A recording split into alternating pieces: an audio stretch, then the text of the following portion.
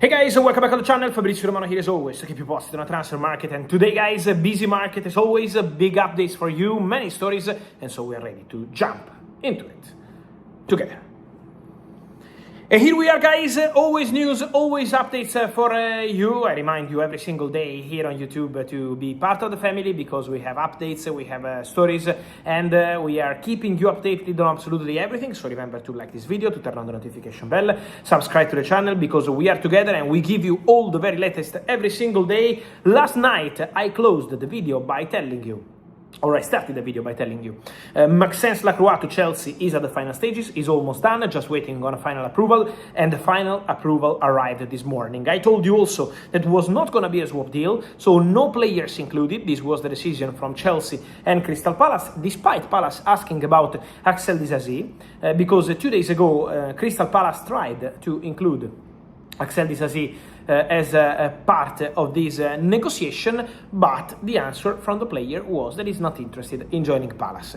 And so now Maxence Lacroix to Chelsea is a done deal, and it's a here we go without involving anything about other players. Chelsea will pay £52 million, so after 117 million pounds paid for Morgan Rogers at the beginning of the week from Aston Villa, Chelsea closed the week with another signing, Maxence Lacroix. I always told you he was their number one target, top target, the priority, the player they wanted, and now the deal is done for 52 million euros. So Disasi at the moment is staying at Chelsea, but he's still expected to leave the club in the summer transfer window.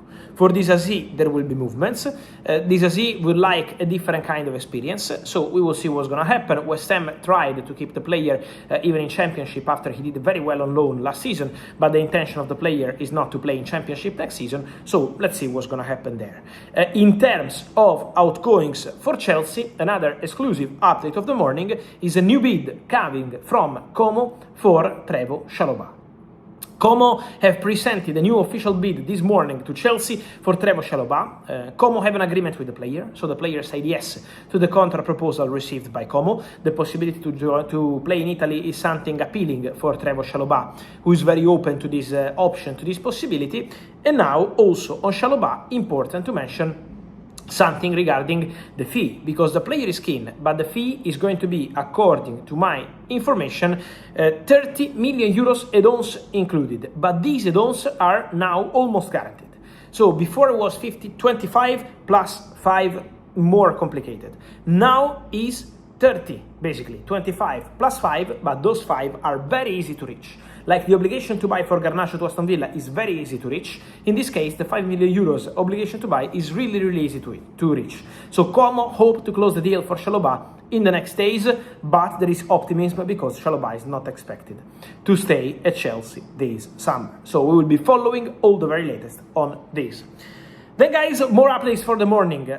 I told you that Carlo Ancelotti was not going to be the new Italy head coach because he wants to continue with Brazil. He will lead Brazil into the Copa America 2028 and into the World Cup 2030.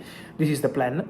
And also, Pep Guardiola yesterday, Paolo Maldini, director of the Italian Federation, came in public and said we are in discussions with Pep Guardiola, waiting an answer from Pep Guardiola. Today, Pep Guardiola decided to reject the proposal from the Italian national team. Pep Guardiola respects Italy. Pep Guardiola considered this possibility, but Pep wants to continue with his family now and then return to coaching later on. So this is the plan for Guardiola. Now, Italy will check on different coaches, Andrea Pirlo, Antonio Conte, Roberto Mancini. These are the 3 main names to make a decision as soon as possible, but Pep Guardiola is not going to be the new Italy head coach. Talking about more players, guys, just quickly, Cuti Romero, I told you the Argentinian defender is leaving Tottenham, is decided, is 100% decided. Tottenham 4 centre-backs for the new season will be Van Ecke, Van de Ven is going nowhere, and also important to mention Kevin Danso, and important to mention Marco Senesi, who joined Tottenham in the summer transfer window. Romero is leaving, and for Cuti Romero, Inter have started talks also on player side. Inter have approached Tottenham and Inter have approached the players' camp. So Inter are trying. For Barcelona, it's only possible in case they sell a centre-back. Only in that case they can think about a Romero possibility. Otherwise, Barca are not going for Cuti Romero. So this is the situation around the player. Then I wanted to mention something more on a former Tottenham player, Harry Kane. Now the World Cup is over, the player is on holiday. After the holidays, Bayern are prepared to approach Harry Kane camp to offer him a new contract. Because after some calls arrived from Spain over the recent weeks, Bayern have already confirmed to Harry Kane before these calls and before the World Cup that they want to offer him a new contract, and now they are expected to return to the table, meet with the brother of Harry Kane, who is taking care of his future, and offer a new contract to the striker. So Bayern are set to return to the table and offer a new deal to Harry Kane.